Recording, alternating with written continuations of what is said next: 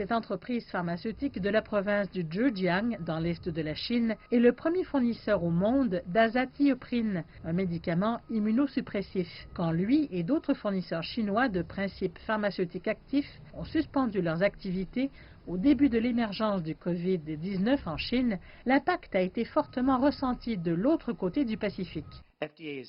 La FDA est profondément consciente que l'épidémie va largement affecter la chaîne d'approvisionnement en produits médicaux, dont des interruptions potentielles dans l'approvisionnement ou des pénuries de produits médicaux cruciaux aux États-Unis.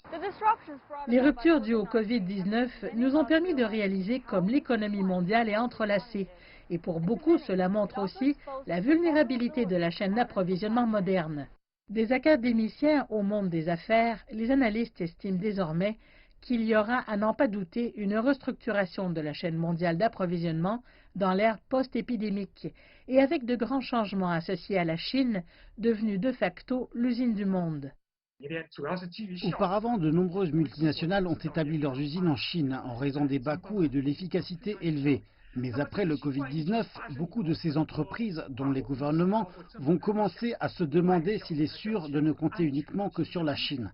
Donc il y a de grandes chances que la chaîne d'approvisionnement soit diversifiée, voire internalisée ou régionalisée. Et pour limiter les possibles répercussions économiques, la Chine déclare qu'elle ouvrira son marché et même plus encore. Et pour de nombreux investisseurs étrangers, l'appel est réel.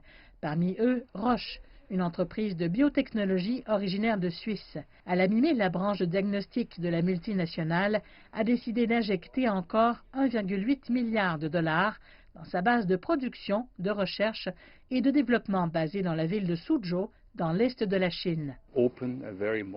Ville ouverte et très moderne, il y a de très bonnes infrastructures pour la recherche et le développement, mais aussi pour la production. Et cela se combine aussi avec un bon système éducatif et un accès aux profils de haut niveau. Et cela nous donne confiance à l'avenir et de considérer davantage d'investissements ici, à Suzhou. Si vous regardez la situation en Chine, avec une administration municipale efficace et puissante, la politique commerciale incitative adoptée par le gouvernement central local, et en particulier la chaîne d'approvisionnement extrêmement complète, il n'y a personne qui choisira d'exclure ces affaires d'un marché si important. Donc je pense que compte tenu de la situation actuelle, ce à quoi nous pensons est de comment identifier notre investissement en Chine plutôt que de songer à en partir.